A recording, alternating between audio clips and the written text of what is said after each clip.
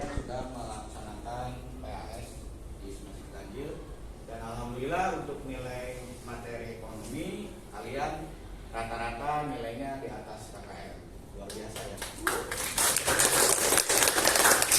Jadi Bapak buka masker ya. Iya, Pak. Nah, hari ini Bapak sudah masuk ke minggu pertama di pembelajaran di semester 6. Semoga kalian lebih semangat lagi ya. Sehat semua kan? Coba Bapak cek absen dulu ya. Iya. Ada yang Rinjani? Alia? Anissa?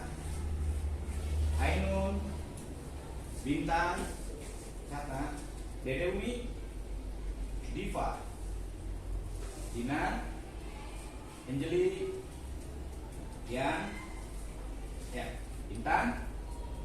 Muhammad Reza Maulana? Nabil?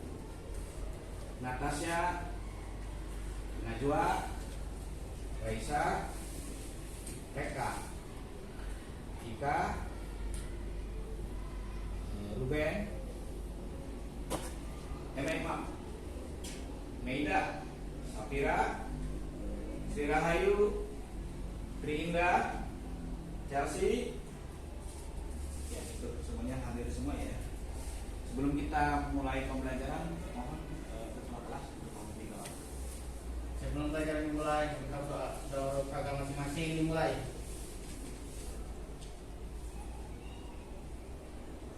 Doa selesai. Beri syarat. Assalamualaikum warahmatullahi wabarakatuh. Waalaikumsalam warahmatullahi wabarakatuh. Ya, kita mulai ya, maaf ya. Untuk hari ini kita belajar di perusahaan dagang. Sebelumnya Bapak akan sedikit mengulas dari materi yang semester ganjil tentang karakteristik perusahaan jasa, berikut perlakuan akuntansinya. Ya, banyaknya perusahaan jasa itu apa sih? Siapa yang tahu? Ya, gimana? Perusahaan jasa adalah perusahaan yang menawarkan pelayanan. Ya, menawarkan pelayanan. Ciri-ciri perusahaan jasa itu apa sih? Ciri-cirinya yang kemarin itu apa? Satu, apa ya? Tidak menjual barang. Tidak menjual barang. Selanjutnya memberikan jasa pelayanan. Ya, lebih cenderung ke sana. Contohnya yang ada di sekitar kita apa sih perusahaan jasa? Ya, silakan. Jasa cuci mobil. Bagus ya, itu juga masuk. Apalagi laundry, ya bagus. Salon lah, kalian sangat paham banget ya. Kalian perempuan jadi pasti. Ya, itu adalah perusahaan jasa. Nah, untuk semester sekarang, Bapak akan memperlihatkan slide-slide-nya ya. Coba kalian lihat ke depan semuanya. Ini kompetensi dasarnya untuk semester sekarang adalah menganalisis penyusunan siklus akuntansi pada perusahaan dagang. Jadi dari kemarin kan kita belajar tentang siklus akuntansi perusahaan jasa ya. Nah, sekarang di perusahaan dagangnya Pak sama nggak? Kalau perlakuan akuntansinya sama, cuma yang membedakan itu adalah apa? Kalau perusahaan jasa itu berupa pendapatan, sedangkan untuk perusahaan dagang adalah penjualan. Itu aja yang membedakan. Ya. Nah, ini kita nanti menganalisis lalu menemukan konsep karakteristik perusahaan dagang. Jadi nanti kalian ini hari ini belajar, kalian tahu perusahaan dagang itu seperti apa sih? Ya. Kan kalian di waktu semester ganjil tidak berkelompok. Nanti kelompok ini tetap digunakan ya. Siap? Ya. Tetap semangat ya. Tujuan pembelajarannya tetap menggunakan problem based learning dengan pendekatan saintifik TPACK, yaitu artinya bahwa teknologi pedagogikal content knowledge diharapkan peserta didik dapat menganalisis konsep karakteristik perusahaan dagang serta mampu menelaah jenis-jenis transaksi yang terjadi di perusahaan dagang sehingga dapat dapat menyajikan pencatatan transaksi ke jurnal umum ataupun nanti ke jurnal khusus dengan penuh tanggung jawab, bekerja keras, teliti, tekun, disiplin, proaktif, santun, dan bekerja sama. Paham? Ya. Jadi hari ini kalian tetap semangat. Wah, susah enggak? Sama aja dengan pencatatan di perusahaan jasa. Dan nanti kalian di perusahaan dagang ini ada sedikit perbedaan karena nanti akan mengenal namanya persediaan barang dan jasa. Paham? Oke. Semuanya lihat dulu nanti ke depan ya. Dari slide-slide selanjutnya. Ini adalah pengertian perusahaan dagang. Perusahaan dagang adalah apa? Perusahaan yang kegiatan utamanya membeli, menyimpan, dan menjual barang dagang tanpa memberikan nilai tambah. Ya, tanpa memberikan nilai tambah. Ada yang paham dari maksud ini? Siapa? Tanpa memberikan nilai tambah. Silakan. Ya, boleh. Maksudnya tanpa memberikan nilai tambah tuh kayaknya di sini tuh menjual barangnya kalau harganya segitu ya segitu, jangan dinaikkan atau dikurangi. Gitu ya. Ada lagi yang lain? Bapak apa? Bapak apresiasi atas keberanian. Ada lagi yang lain? Ya, boleh. Kayak kalau di sini rasanya itu barangnya, jadi nggak ditambah atau dikurangi, tetap segitu. Gitu. Ada lagi yang lain? Jadi maksudnya ini ilustrasi ya. Ada mungkin di antara kalian yang orang tua yang jualan ada? Ada. Belinya di mana orang tua? Di mana? Di mana? Di pasar. Beli misalkan gula 20 kilo, beli Indomie 20 dus dan sebagainya, lalu dibawa ke rumah, ke warung, lalu dijual. Itu ada perubahan bentuk tidak? Ditambahin misalkan gulanya dikasih apa? Ada? Nah, berarti itu tanpa memberikan nilai tambah. Itu maksudnya. Bisa dipahami? Ya. Ya. Nah, lalu di sini bahwa nilai tambah di sini dimaksudnya mengolah kembali atau mengubah bentuk sifat barang sehingga mempunyai nilai derajat.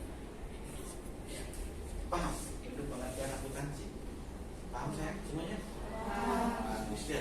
Selanjutnya kita masuk ke berdasarkan kegiatan usahanya.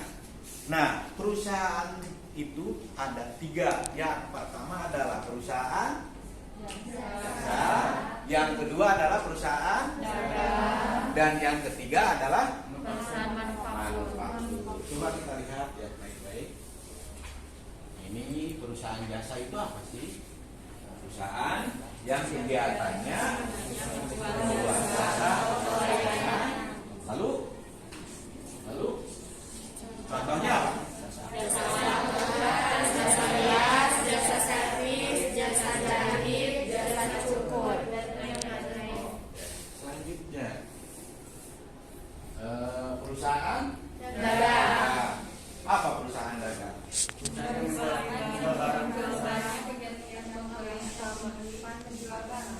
Iya.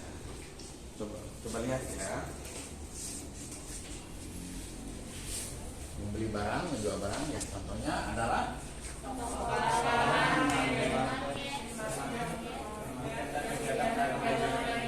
nah, kalian semester kemarin belajar perusahaan jasa pasti yakin bapak kalian paham seperti apa sih usahanya.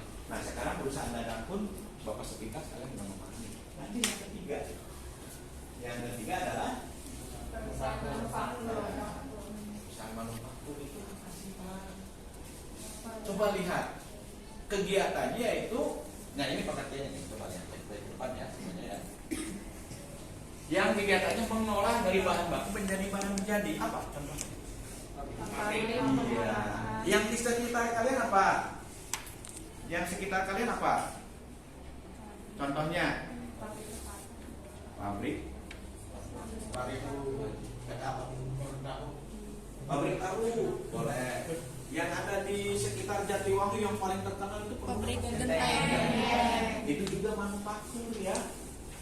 Kenapa disebut manufaktur perusahaan genteng? Karena mengolah bahan dari bahan itu menjadi bahan. ada bahan baku diolah menjadi barang setengah jadi, lalu diolah lagi menjadi barang jadi. Paham? Ya, semuanya. Silakan lanjut lagi ke jenis-jenis perusahaan dagang. Satu, itu biasanya ada namanya pedagang besar. Apa sih Pak pedagang besar? Pedagang yang membeli barang dalam skala besar dan kemudian menjualnya kembali kepada pedagang yang lebih kecil untuk mendapatkan keuntungan. Selanjutnya ada perusahaan menengah. Itu kegiatannya apa? Pedagang yang membeli barang dalam skala yang besar dari pedagang yang lebih besar dan menjualnya kembali kepada pedagang yang lebih kecil. Oke, selanjutnya pedagang Kecil. Pedagang yang membeli barang dalam skala besar dan menjualnya ke konsumen. Iya.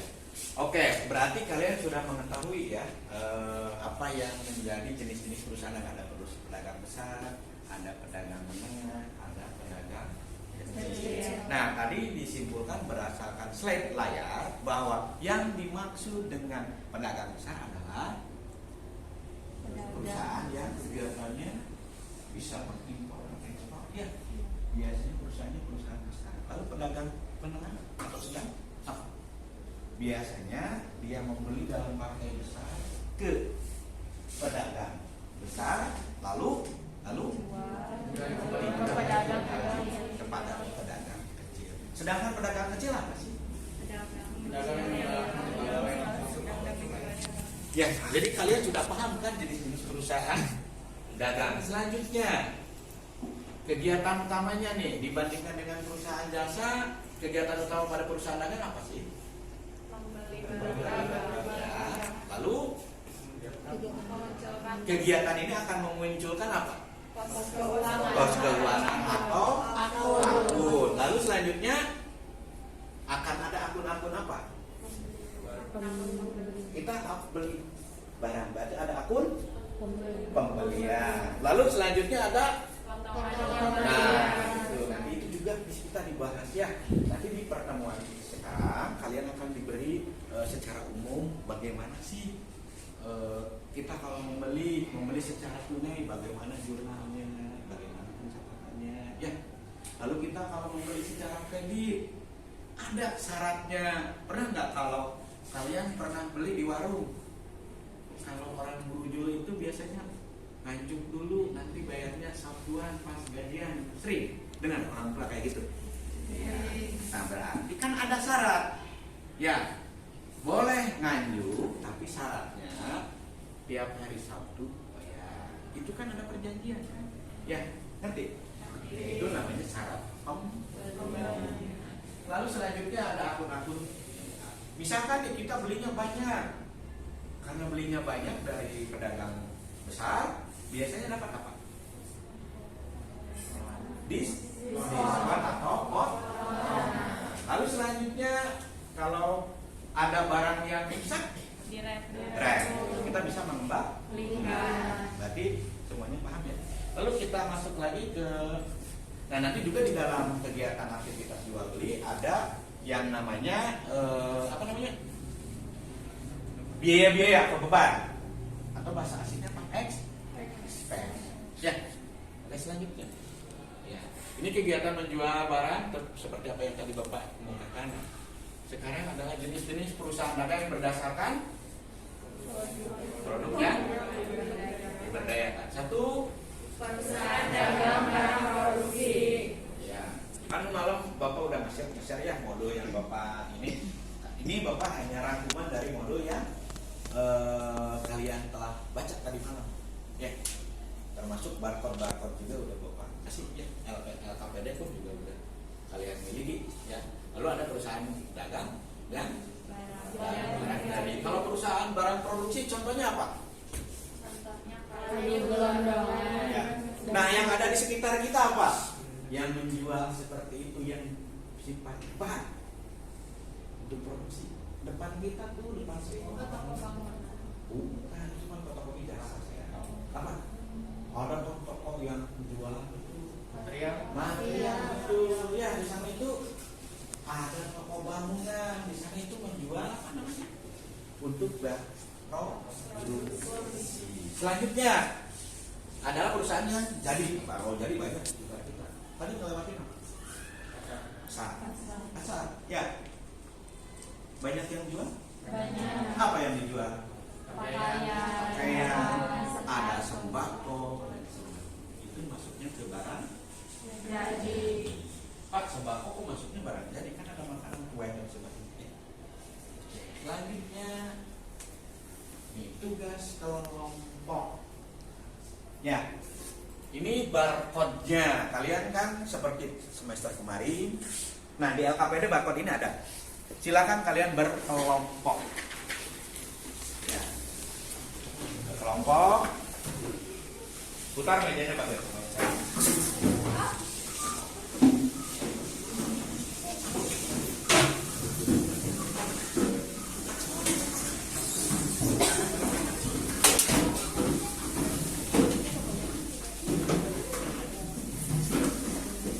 Ya, sudah berkelompok. Ya. Ini adalah ini desainnya. Nah, cukup dulu tak?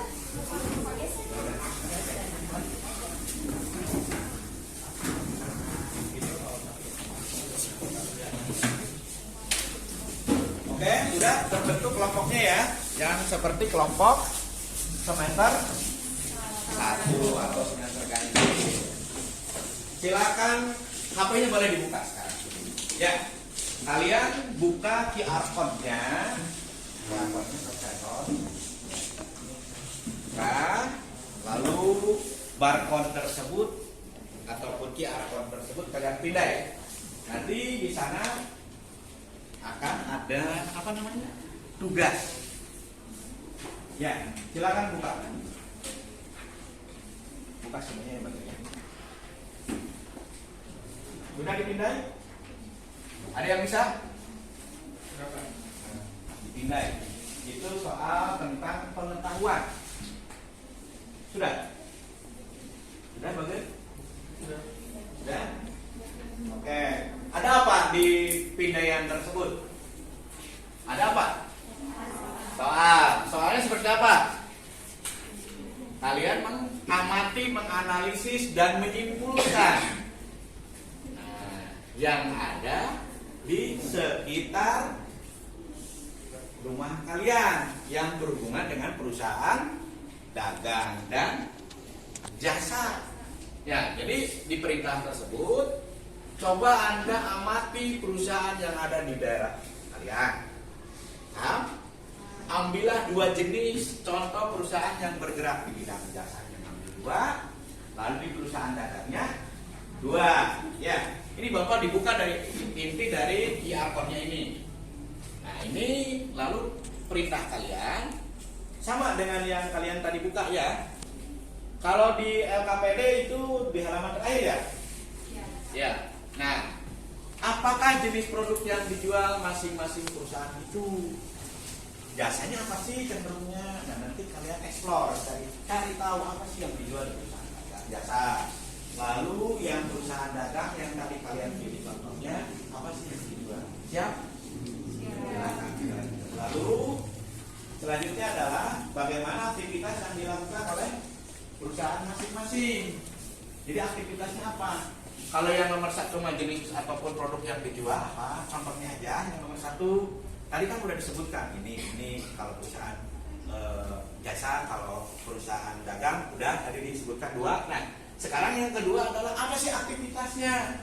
Jabatan ataupun kalian analisis apa sih yang dilakukan oleh perusahaan yang kalian tadi sebutkan 2 contoh itu? Ya, siap. Lalu selanjutnya adalah karakteristik nanti dari perusahaan ini kalian harus bisa membedakan perusahaan jasa apa, perusahaan dagang apa karakteristiknya. Siap? Ya, silakan kerjakan.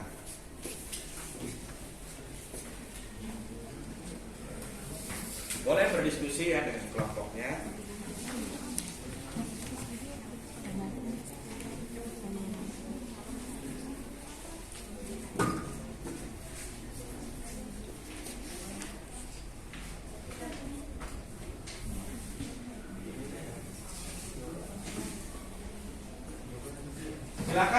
kerjakan di lembar LKPD ya.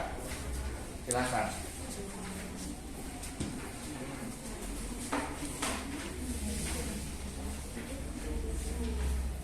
Silakan kalian tulis ya.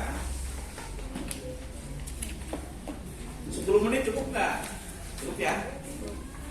Paling lama 15 menit paling bisa.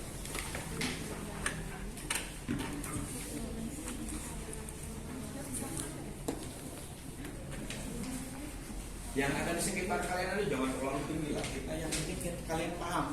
Oh, di seputar rumah saya itu ada apa namanya? Perusahaan jasa loh. Oh, di seputar rumah saya itu ada perusahaan dagang. Ya. Yakin bos?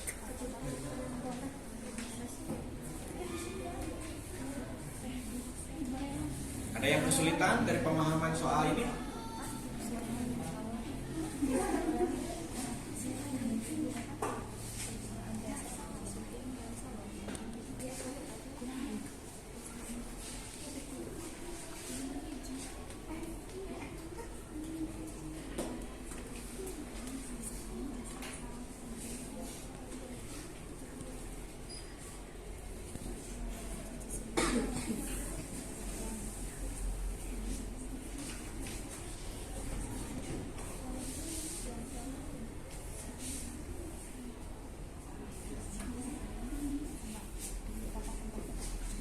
Gimana nak? Bisa semua ya?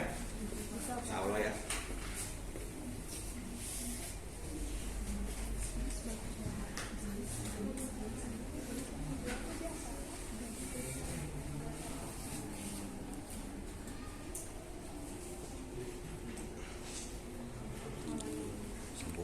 Oh iya, di pause dulu ya. Kelompok 2. Karakteristiknya juga sebenarnya tadi sudah sekilas di ini ya. Kalian apa namanya? Explore tadi waktu di awal, waktu di persepsi. Ya.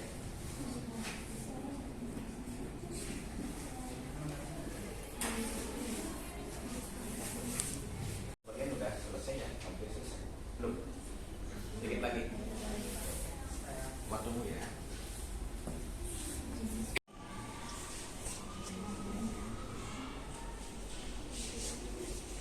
Sudah? Sudah. Waduh, kelompok 3 mantap nih. Kelompok 1 gimana? Sudah? Dikit lagi. Kelompok 2? Belum? Ayo semangat. Kelompok 3 udah, kelompok 4? Sudah? Belum. Bapak kasih waktu sesuai dengan ini 3 menit lagi. Kita coba bahas.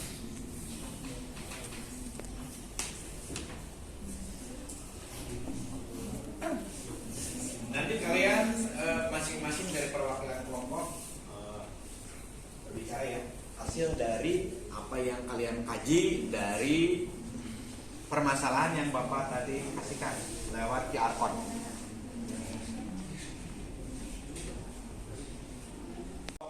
Tiga contoh dari perusahaan jasanya apa?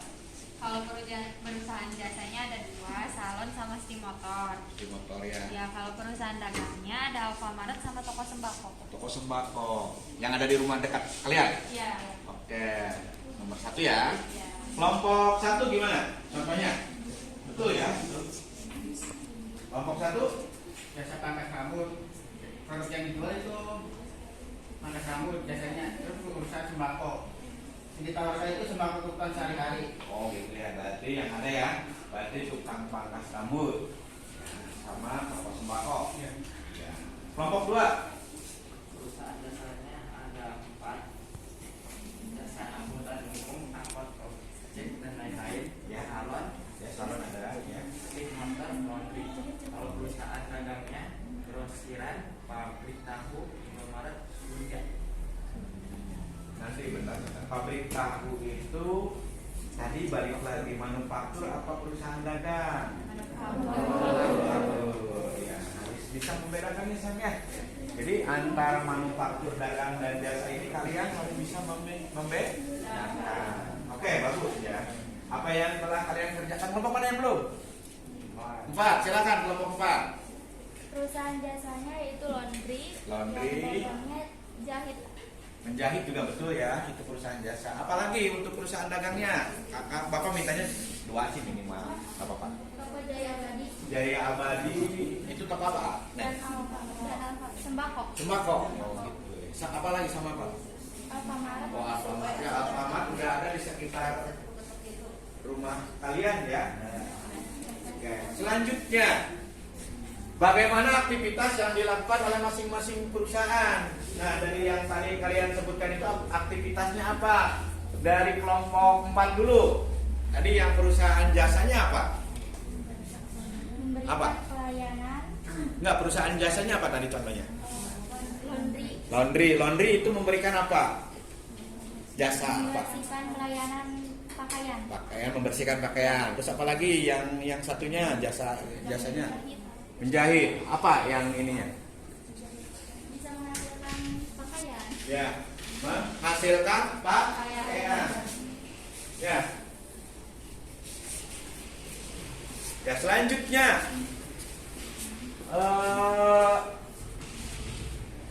perusahaan dagangnya. Perusahaan dagangnya apa? Toko Jaya Abadi. Jaya Abadi, apa itu yang dilakukan? Sembako. Sembako. Apa yang dijualnya sembakonya? Contohnya apa? Minyak, beras. Ya. Ini untuk kelompok 4. Kasih apresiasi ya, betul ya. Selanjutnya kelompok 1. Kelompok 1 Memberikan jasa pelayanan potong rambut kepada konsumen. ya. Untuk perusahaan dagangnya memberikan barang dari pedagang lebih besar dan menjual kembali kepada pedagang yang lebih kecil. Ya. Ya. Bagus ya, itu juga betul. Lalu yang perusahaan dagangnya? Tadi yang dagang itu membeli. Ya, sudah disebutkan. Sekarang kelompok 2, betul ya? Kelompok 2, selanjutnya. Contohnya apa? Sesuai dengan pertanyaan kedua. Aktivitasnya apa sih? Pertama tadi contohnya apa? Jasa angkutan umum. Apa itu yang dilayaninya? Mencari, memberikan pelayanan angkutan kepada penumpang. Ya, apalagi Sama string motor. steam motor apa yang dilakukannya? Membersihkan motor. Berarti memberikan jasa untuk cuci motor. Apalagi? Ya. Perusahaan dagangnya yaitu grosiran. Grosiran berarti menjual barangnya.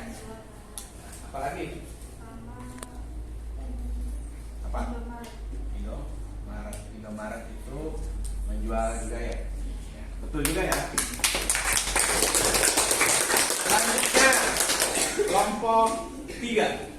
Aktivitas perusahaan jasanya yang pertama ada salon. Kalau salon aktivitasnya memberikan pelayanan kepada konsumen yang akan dipotong rambutnya atau mau disimpan. Iya, Kalau betul. di motor memberikan jasa pelayanan mencuci motor konsumen. Ya. Kalau perusahaan dagangnya ada Alfamart, itu aktivitasnya melakukan penjualan yang menjual kebutuhan pokok, kebutuhan sehari-hari. Toko sembako juga sama, menjual kebutuhan pokok, kebutuhan sehari-hari. Contohnya kayak ada makanan jadi, kayak gitu. Ya, luar biasa ya. Ya. Jadi dari apa yang telah kalian sebutkan tadi, sekarang bisa dong menyimpulkan, membedakan perusahaan jasa ini loh. Kalau perusahaan dagang itu berarti karakteristik dari perusahaan jasa dan perusahaan dagang. Ya. Selanjutnya coba kelompok 2 berarti bisa membedakan. Berarti karakteristik perusahaan jasa apa sih? Ciri-ciri kan? Apa? Ya, gimana? Ayo. Memberikan pelayanan jasa. Apalagi aktivitasnya tidak menjual barang. Ya. Kita simpulkan bersama-sama untuk soal yang keempat, yang ketiga. sekarang Bapak mengadu nih. Kelompok mana yang mau berkomentar? Silakan, Cu. Ya, boleh. Menurut kita karakteristik perusahaan jasa itu tuh memberikan pelayanan jasa, tetapi perusahaan jasa mah tidak menjual barang, tidak berbentuk barang, Iya. melainkan berbentuk pelayanan. Kalau perusahaan dagangnya tuh memberi kegiatan usahanya tuh membeli dan menjual barang yang sama, tetapi tidak memberikan pelayanan jasanya. Luar biasa ya. Ada lagi yang mau berkomentar? Silakan saya pada anak-anak dulu. Ayo. Ada? Siapa? Yo. Udah ya terwakili tadi. Oke. Nanti kalian simpulkan dan mungkin kalian nanti bisa ditulis ulang ya betulnya ataupun lebih lengkapnya. Nanti boleh dikumpulkan.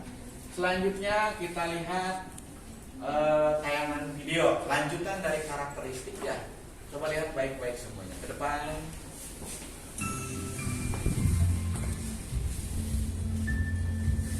Selamat pagi teman-teman, salam sehat selalu. Kesempatan ini kita akan belajar mengenai karakteristik dan jenis transaksi perusahaan dagang. Untuk memahami karakteristik perusahaan dagang ada beberapa pertanyaan yang membantu kita untuk lebih memahaminya. Yang pertama mengenai apa itu perusahaan dagang. Yang kedua apa saja akun khusus yang masih digunakan di perusahaan dagang. Kemudian yang ketiga apa saja transaksi yang keluar terjadi pada perusahaan dagang. Baik, kita bahas satu persatu. Yang pertama adalah apa itu perusahaan dagang. Menjawab pertanyaan yang pertama, apa itu perusahaan dagang? Perusahaan dagang adalah perusahaan yang kegiatannya melakukan pembelian barang dagang untuk dijual kembali tanpa merubah bentuknya. Paham ya tadi ya? Dagang Bagus. pos herba, toko swalayan, dan lain-lain. Jadi berdasarkan pengertian dari perusahaan dagang tersebut, yaitu perusahaan dagang adalah perusahaan yang kegiatannya melakukan pembelian barang dagang untuk dijual kembali, yaitu menjual barang dagang tanpa merubah bentuknya. Berdasarkan pengertian tersebut, kita mengenal atau mengerti bahwa kegiatan utama perusahaan dagang adalah melakukan pembelian dan melakukan penjualan barang dagang. Kemudian dari dua jenis kegiatan tersebut muncullah akun Yang wajib digunakan. untuk Ya. perusahaan dagang. Berarti ada. Di antaranya Coba lihat. untuk kegiatan pembelian barang dagang muncul akun pembelian. Akan timbul pembel. Ya. Lalu ada. Akun pembelian. Ya. Muncul akun rekor pembelian dan pengurangan harga. Ya. Muncul akun potongan pembelian. Selanjutnya untuk penjualan barang dagang muncul akun penjualan, muncul akun beban angkut penjualan, muncul akun rekor penjualan dan pengurangan harga, dan muncul akun potongan penjualan. Inilah akun-akun yang lazim digunakan pada perusahaan dagang. Selanjutnya, berdasarkan akun yang lazim yang digunakan di perusahaan dagang ini, kita mengenal juga transaksi yang umum terjadi di perusahaan dagang. Di antaranya untuk kegiatan pembelian muncul transaksi membeli barang dagang secara tunai atau secara kredit. Nah, nanti di pembelian itu juga ya apa? Transaksi membayar ongkos angkut barang yang dibeli, muncul transaksi mengembalikan barang dagang yang dibeli, dan muncul transaksi menerima potongan harga dari barang yang dibeli. Untuk kegiatan penjualan barang dagang muncul transaksi menjual barang dagang secara tunai dan kredit, muncul transaksi membayar ongkos angkut barang yang dijual, muncul transaksi menerima kembali barang dagang yang dijual, dan yang terakhir muncul transaksi memberikan potongan penjualan. Ya, barusan kalian melihat akun-akun yang wajib digunakan, ada pembelian dan penjualan. Nah, di dalam pembelian itu ada membeli barang dagang secara tunai maupun kredit. Lalu kita kalau membeli barang biasanya ada apa? Kita ke pasar naik apa? Ongkos. Berarti ada apa? Ongkos, ya. Lalu kalau misalkan ada barang yang tidak sesuai, misalkan kadaluarsa, rusak dan sebagainya, itu namanya apa? Diretur atau dikembalikan. Kalau kita belinya partai banyak, ya adanya potongan. Sama juga dengan penjual pun juga ya. Menjual barang akan menjualnya itu secara tunai dan kredit. Lalu kita juga kalau menjual barang suka diangkutnya, itu akan keluar beban angkut. Lalu selanjutnya akan apa? Kalau ada dari pembeli ada kerusakan, menerima kembali barang yang kita jual karena adanya retur. Ya, nanti ada nota bebas, nota kredit, nanti kita dibahas ya. Lalu memberikan potongan penjualan, karena orang tersebut apa sih? Kenapa orang memberikan potongan penjualan? Yang membeli barang yang sangat besar. Banyak. Terus apalagi? Misalkan nih AA ataupun Teteh sebagai penjual, tiba-tiba tergerak hatinya untuk memberikan potongan. Kenapa? Ada acara spesial sih biasanya. Biasanya orang itu juga sering membeli. Ya, karena sering membeli, langganan tetap. Jadi supaya tidak berpindah ke orang lain membelinya, ya kita bagaimana caranya supaya dia tetap membeli ke tempat kita ya, dengan adanya suatu kebijakan. Namanya kalau kita itu dalam kehidupan ada namanya reward dan punishment. Nah, itu berupa reward. Ya. Punishmentnya apa kalau di perusahaan dagang? Kalau kita menjual tidak jujur, mengurangi timbangan, harganya melebihi dari harga pasar. Punishmentnya berupa apa? Orang tidak akan membeli. Ya. Coba lanjutkan, lihat ke tayangan di depan. Inilah transaksi yang sering terjadi di perusahaan dagang. Selanjutnya, dari transaksi membeli barang dagang dan menjual barang dagang, kita mengetahui adanya transaksi yang dilakukan secara tunai maupun secara kredit. Hal ini berhubungan dengan cara pembayarannya. Di samping itu, untuk pengiriman barang dagang dari penjual ke pembeli, siapa yang bertanggung jawab atas pengiriman barang tersebut? Apakah pembeli atau penjual? Inilah yang dimaksud dengan syarat penyerahan barang. Untuk lebih jelasnya, kita akan membahas bagaimana cara pembayaran dan bagaimana syarat penyerahan barang. Yang pertama yang akan kita Lihat bahas baik-baik ya. terlebih dahulu adalah cara pembayaran transaksi. Pembayaran transaksi dapat dilakukan secara tunai dan secara kredit. Tunai artinya pembayaran dilakukan pada saat barang diserahkan penjual kepada pembeli. Paham berarti ya? Jadi Kalau pembayaran ini langsung diterima oleh penjual saat barang dagang diserahkan kepada pembeli. Sedangkan secara kredit artinya pembayaran dilakukan beberapa waktu setelah barang diserahkan berdasarkan jangka waktu yang telah ditentukan oleh penjual. Jadi pembayaran ini belum dilakukan oleh pembeli. Maka sekarang muncul pertanyaan, kapan akan dilakukan pembayaran oleh pembeli? Untuk menjawab pertanyaan tersebut, ada istilah yang dinamakan dengan syarat pembayaran. Apa itu syarat pembayaran? Syarat pembayaran adalah perjanjian antara penjual dan pembeli atas pembayaran barang dagang yang dibeli. Kemudian syarat pembayaran ini berkaitan dengan potongan tunai, jangka waktu pembayaran, dan jumlah potongan yang akan diberikan oleh penjual. Berikut beberapa istilah dari syarat pembayaran tersebut. N garis miring EON 2 garis miring 10 N garis miring 30 2 garis miring 10 1/15 N/60. Apa arti syarat pembayaran tersebut? Mari kita bahas satu persatu. Yang pertama, N/EOM.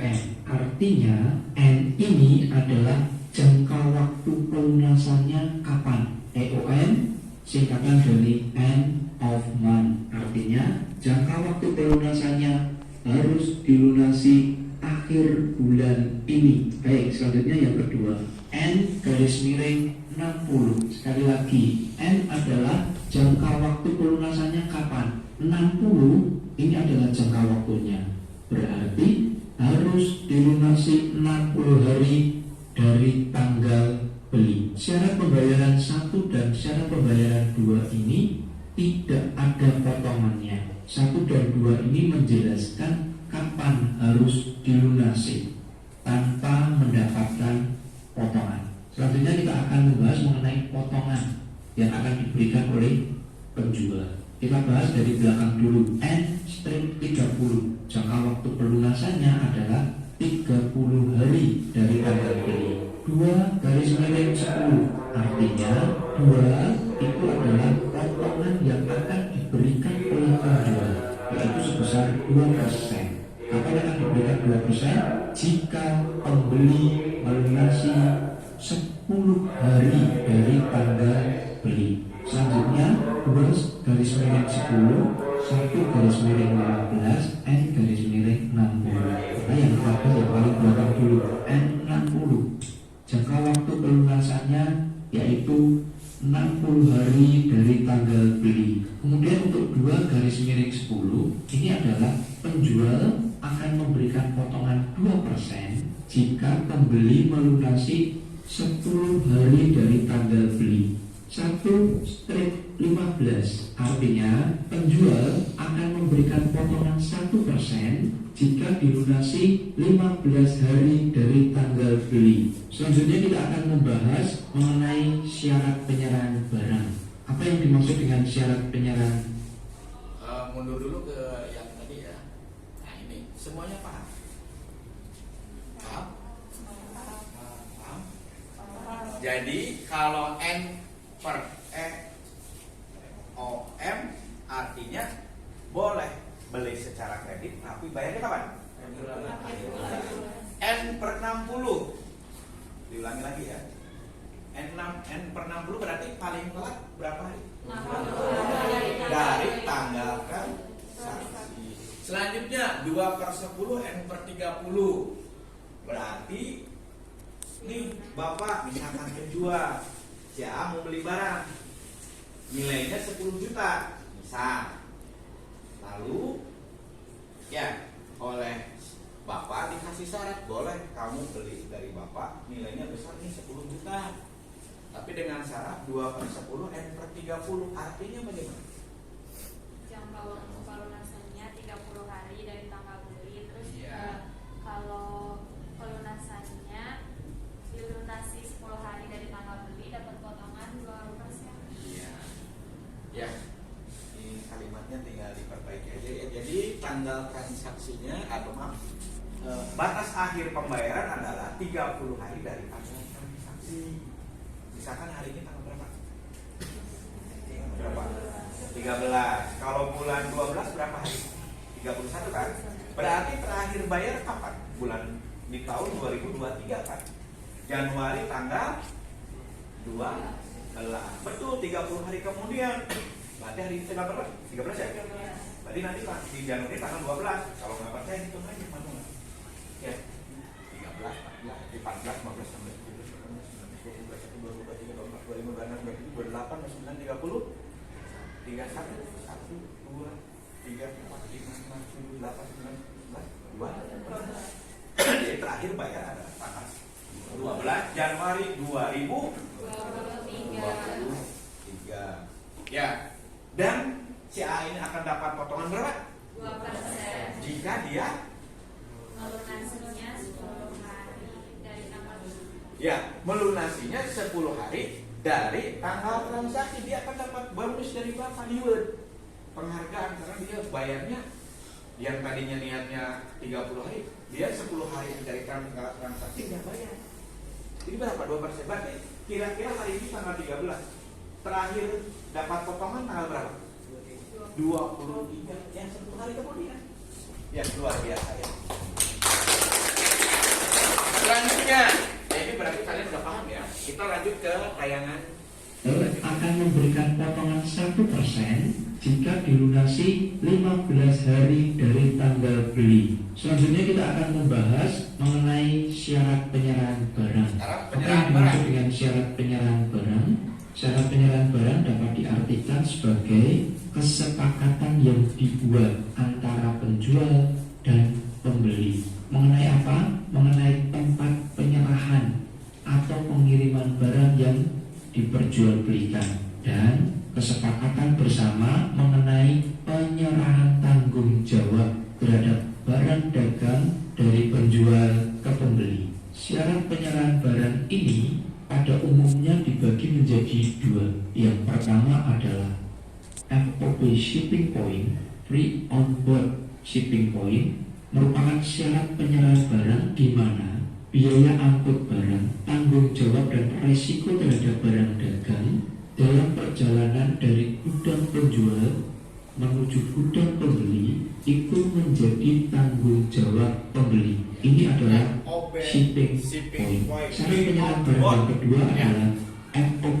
destination point, merupakan syarat penyerahan barang di mana biaya angkut dan tanggung jawab atas resiko barang dalam perjalanan dari gudang penjual menuju gudang pembeli menjadi tanggung jawab penjual. Baik, setelah kita membahas tuntas mengenai apa itu perusahaan dagang, kegiatan utama perusahaan dagang, akun-akun khusus dari perusahaan dagang, dan jenis transaksi yang sering terjadi pada perusahaan dagang, maka kita dapat mengenal apa karakteristik perusahaan dagang tersebut. Yang pertama, Nah, ini kegiatannya ya. kegiatan utama Simpulan dari perusahaan tadi. dagang adalah membeli dan menjual barang dagang. Yang pertama ya. Bentuk barang dagang yang diperjualbelikan tersebut adalah barang dagang yang berwujud Tangible. dan tidak ada nilai tambah atau perubahan bentuk atau sifat dari barang dagang yang diperjualbelikan ini. Adanya akun-akun khusus yang digunakan pada perusahaan dagang. Dan yang terakhir, laba pokok dari perusahaan dagang diperoleh dari penjualan bersih dikurangi dengan harga pokok dan beban-beban. Inilah karakteristik dari perusahaan dagang. Oke, sampai di sini dulu pembahasan kita untuk materi karakteristik dan jenis transaksi perusahaan dagang. Ikuti terus video selanjutnya mengenai penggunaan akun khusus dalam jurnal umum. Ya. Barusan kalian melihat dari apa karakteristik perusahaan dagang. Ya. Di sini kalian akan mengetahui dari simpulan apa yang tadi didiskusikan bahwa kegiatan utamanya adalah apa? Membeli dan menjual barang dagang. Harus lengkap ya. Selanjutnya yang kedua adalah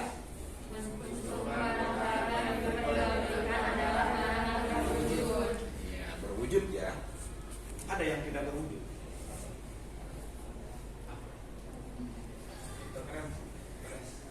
Kita bergerak misalkan di OKX atau menjual beli saham. Ya. Itu lebih cenderungnya ke usaha. Itu bergerak di bidang investasi ya. Ini ya disebut perusahaan dan juga bukan. Yes. Manufaktur juga bukan. Dan dia hanya usahanya itu perusahaan menjual semua ya. Selanjutnya apa tidak ada nilai tambah? Itu yang seperti tadi didiskusikan bahwa nilai tambahnya apa? Tidak ada, jadi tidak membentuk, tidak merubah. Misalkan gula ya tidak ditambahin sama apa. Pak biar lebih banyak, gimana caranya? Ya itu salah. Nanti bukan masuk lagi ke karakteristik perusahaan dagang. Ya. Lalu nanti ada akun-akun khusus. Tadi akun-akunnya apa? Pembelian, penjualan, ada retur penjualan, ada retur ada apa lagi? Potongan harga dan sebagainya. Ya. Oke, nanti laba pokok diperoleh dari penjualan bersih dikurangi harga pokok dan beban bank. Nah, untuk yang harga pokok dan beban nanti di pertemuan yang 2 minggu atau 3 minggu yang akan datang. Yang sekarang kita mengenal dulu akun-akunnya aja dulu ya saya. Oke, selanjutnya. Selanjutnya adalah kita mengulas kembali akun-akunnya yang tadi ya. Yang pertama yang digunakan adalah akun pembelian sama yang berfungsi sebagai akun menampung saldo seluruh transaksi pembelian.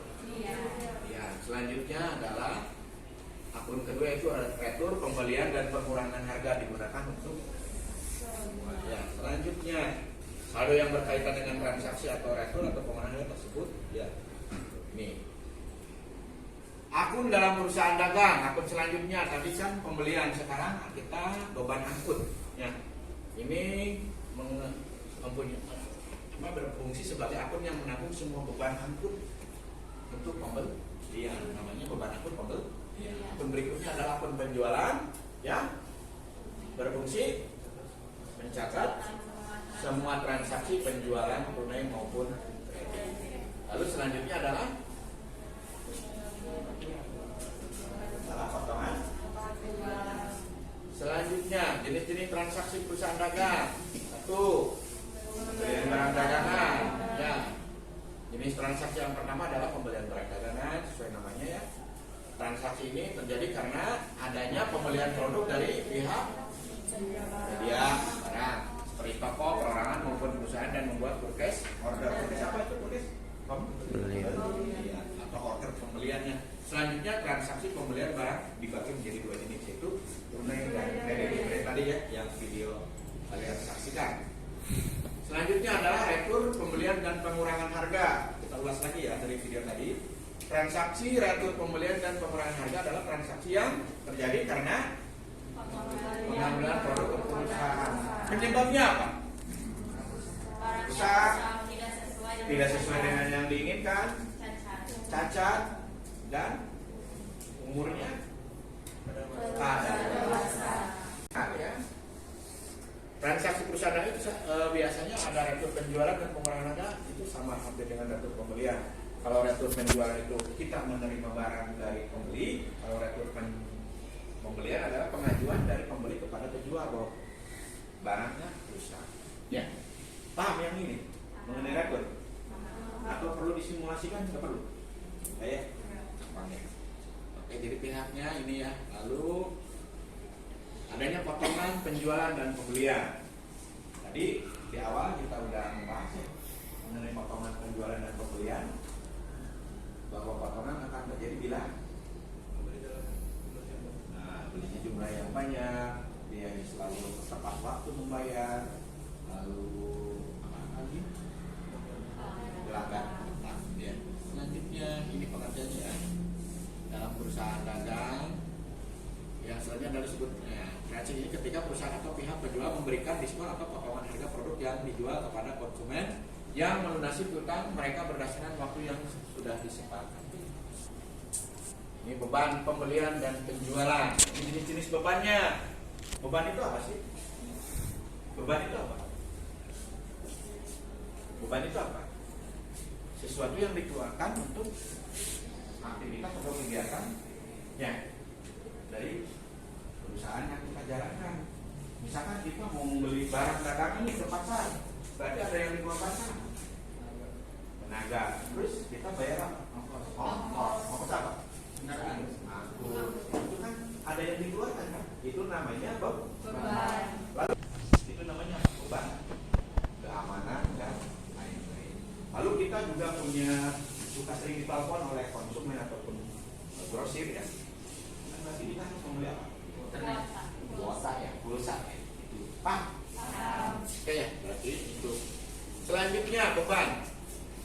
Nah ini transaksi beban angkut biasanya kita juga harus menyediakan untuk pengangkutan barang tadi kan udah disebutkan ya, adanya P on board, shipping point, dan FOB destination. Bisa ada yang bisa membedakan dari tadi tayangan video?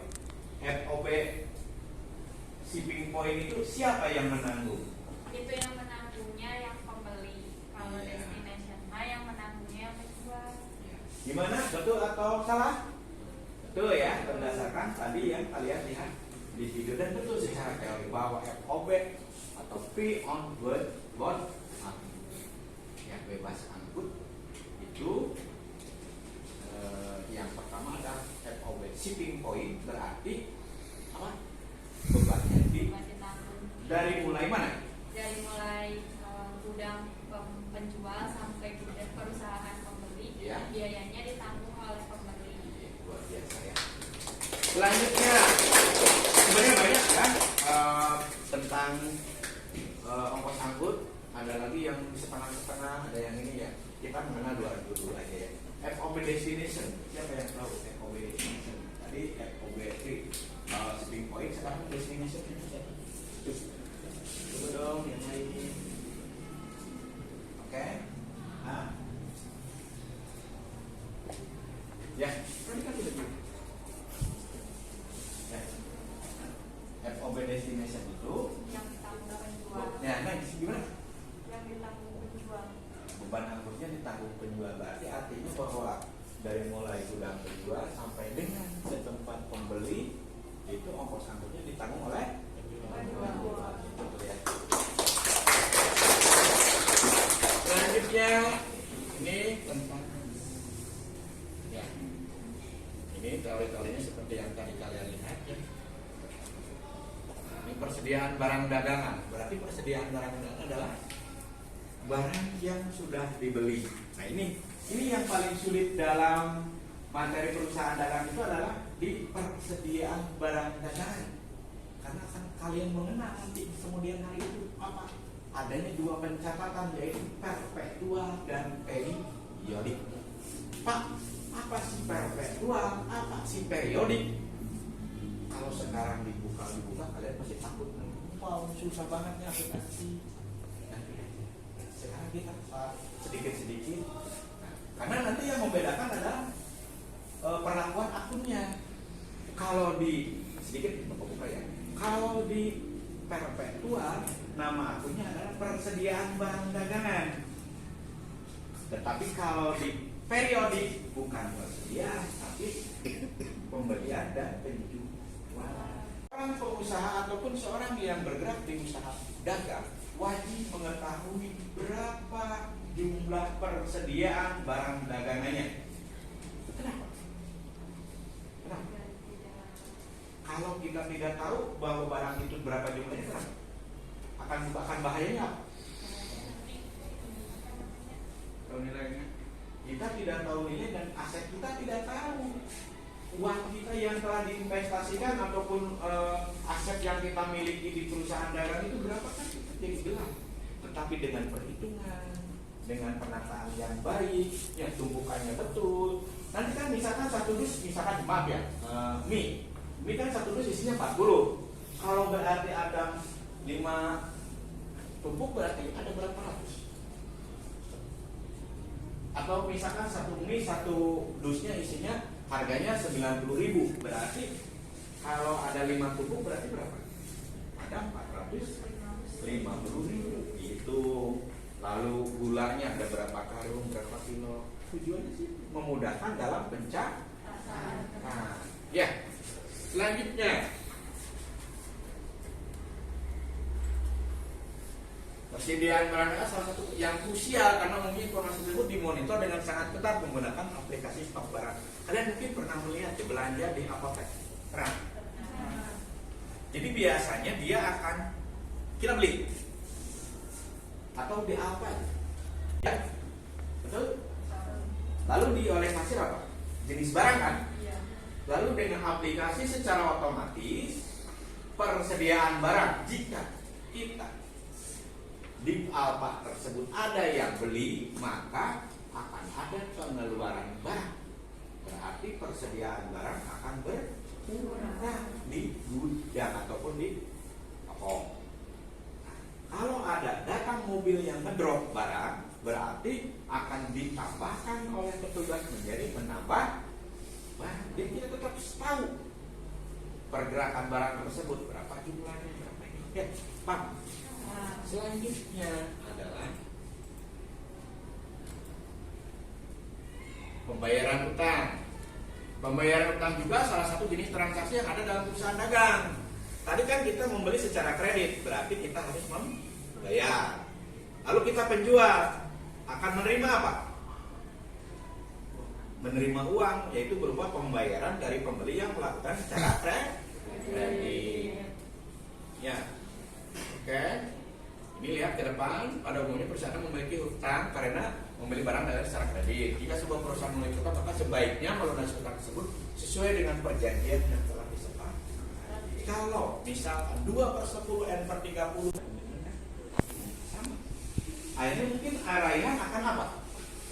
Akan menilai ulang, Bapak layak tidak sih untuk memperoleh kredit lagi, memperoleh utang lagi? Gitu. Ya. Paham? Selanjutnya, nah, ini penerimaan piutang berarti oleh siapa? Bank. Ya, ini slide-slide-nya ya. Nah, ini balik lagi ke syarat. Kalian tadi udah lihat dan udah paham. Nah, Bapak coba ingin sekali lagi nih. Bapak ingin tahu. Buka bukunya. Kalkulatornya juga boleh menggunakan HP. Tanggal 11 Maret itu dibeli barang dagangan senilai 5 juta. Ya, dengan syarat pembayaran 5/10 N/30. Semuanya lihat ke depan. Kalau tanggal 11 Maret berapa hari? 31 hari. Berarti kapan terakhir Bapak harus bayar? 10 April. Betul, 30 hari kemudian. Betul. Lalu 5/10 artinya apa? Bapak Kalau misalkan Bapak bayarnya 10 hari dari tanggal transaksi, berarti dapat potongan harga 5%. iya, dapat potongan harga 5%. Berarti terakhir Bapak dapat potongan 5% tanggal berapa? Tanggal 21. Betul ya, luar biasa. Nanti saya paham. Berarti kalau begitu masuk ke mana? Transaksi mana? Pembelian secara kredit. Seperti yang disampaikan betul. Oke, paham? Pak, jurnalnya gimana? Nanti deh. Kita yang penting paham dulu sedikit demi sedikit. Karena nanti setelah ini ke pertemuan minggu selanjutnya adalah menjurnal dari kerja. Lupa lagi ya. Gitu ya. Jurnalnya seperti itu. Nanti kalau dilunasin gimana? Nanti si utangnya akan berpindah ke posisi bebas, lalu di kreditnya adalah kas kan kita membayar. Ngerti? Nah itu sisi beli. Kalau sisi penjualnya bagaimana? Jurnalnya.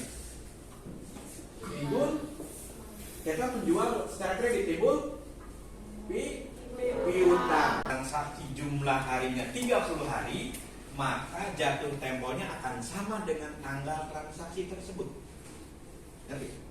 Berarti kan di April 30 hari, berarti akan sama jatuh temponya dengan tanggal di April tersebut, berarti tanggal 8 Mei. Jika dia ataupun bulannya di tanggal 31 hari, maka rumusnya adalah -1 dari tanggal transaksi tersebut.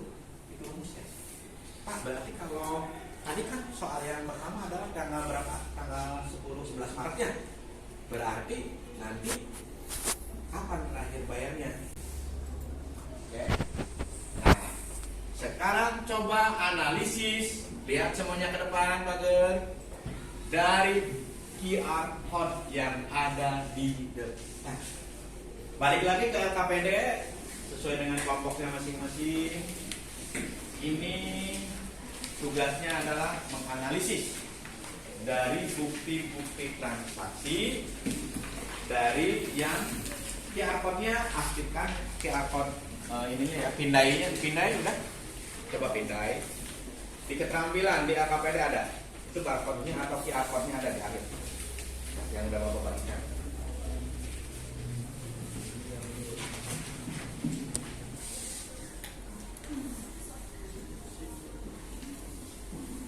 Yaitu praktek pertama dari siklus akuntansi perusahaan dagang yang terjadi di bulan April 2022. Nah ini soal-soalnya. Maaf Bapak tidak menggunakan tanggal tetapi menggunakan angka 1, 2, 3, 4, 5 sampai 30 ya. Ya nanti akan menggunakan tanggal ya. Ini yang pertama tentang di anggap aja ini tanggal 1, tanggal 2, tanggal 3 ya. Ini di nomor 1 ada kegiatan apa? Yaitu Tuan Wildan mendirikan grosir beras di PT Wildan Jaya dengan menginvestasikan uang tunai untuk persediaan. Nah ini juga sampai dengan ya sampai dengan soal ke-15 ya. Ya sudah dilihat semuanya ya di lembar kerja kalian sudah? Sudah. Tugas kalian adalah tugasnya coba lihat ke depan.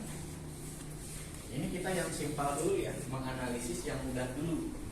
Dari transaksi-transaksi di atas, coba analisis masuk ke mana? Ya, apakah dilakukan pembelian secara tunai sebesar 5 juta? Berarti dari 7 ini masuk ke mana? Ke nomor berapa? Pembelian secara tunai. Berarti ke nomor 1. Di nomor 1 itu khusus pembelian baik tunai maupun kredit. Lalu dikembalikan barang dagangan yang telah dibeli, masuk ke nomor 2. Nomor berapa, Mak? Nomor 2. Ya, yaitu retur pembelian dan pengurangan. Karena kalian bagus, maka dikasihlah diskon pembelian. Masuk ke nomor berapa? Ya, nomor 5, yaitu jenisnya itu. Jadi tugas kalian hanya memilah-milah itu aja. Simpel kan? Gampang kan? Oke. Coba kalian kerjakan.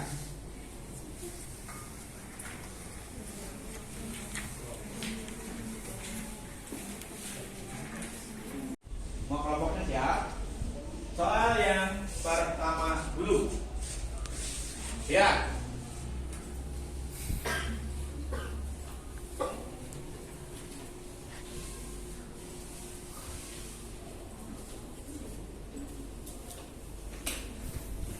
Ini maaf belum ya. Ini yang pertama ini berarti menginvestasikan, berarti masuknya ke modal. Yang kedua dibeli, masuk ke mana? Jenis transaksi apa? Ke jenis transaksi. Acungkan tangan dong sayang. Gimana? Acungkan tangan. Siap. Harus berani dong, kan tadi udah pada bilang. Ya, Neng, mana? Ya, boleh acung. Masuk ke mana? Ya, sebutkan Neng. Ya. Nomor 2. Masuk ke jenis transaksi iya, pembelian barang dagangan bagus. Yang ketiga, kelompok ini masuk ke mana? Nomor 3. Konsentrasi, ayo. Ya, sebutkan jenis transaksinya apa nomor 3? Ya, jenis transaksi penjualan barang dagangan. Yang transaksi keempat, kelompok 2. Masuk ke mana? Jenis transaksi mana? Pembelian dan pengurangan harga. Betul. Ya, selanjutnya transaksi ke-5, kelompok 3. Masuk ke jenis transaksi penjualan barang dagang. Ya, selanjutnya transaksi ke-6, kelompok 4.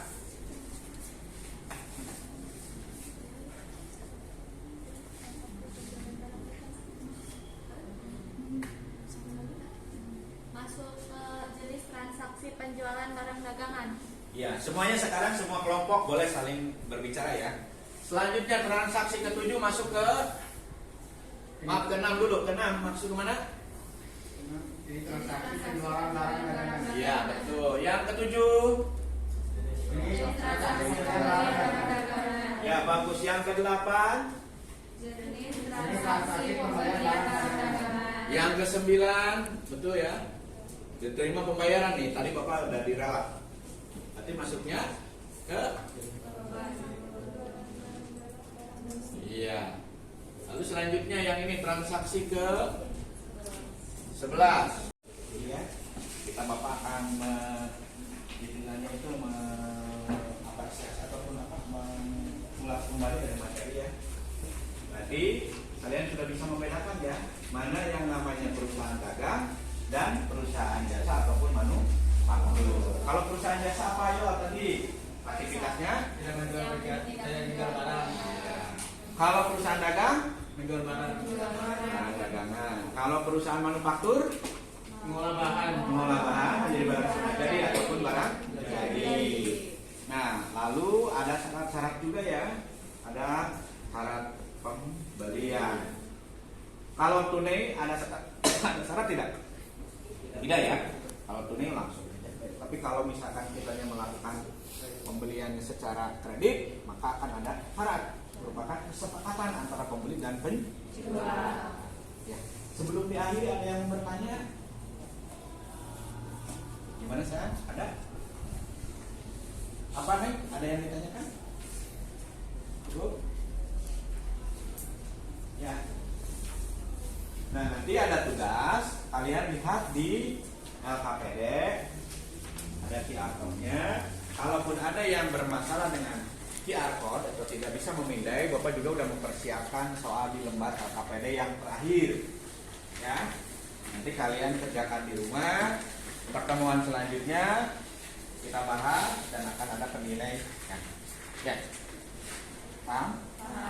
Untuk pertemuan selanjutnya kita masuk ke pencatatan bukti-bukti transaksi yang tadi kalian lihat ke kemana? Jurnal. Itu adalah untuk pertemuan selanjutnya. Jadi sebelum minggu depan dimohon kalian sudah bekerja ataupun apa? Membaca biar kalian mengerti. Itu aja dari Bapak, kurang lebihnya mohon maaf. Ya, billahi taufiq wal hidayah. Wassalamualaikum warahmatullahi wabarakatuh. Waalaikumsalam warahmatullahi wabarakatuh. Nanti dilanjutkan dengan pelajaran selanjutnya ya. Nah ini pas berarti waktunya selesai dengan bel.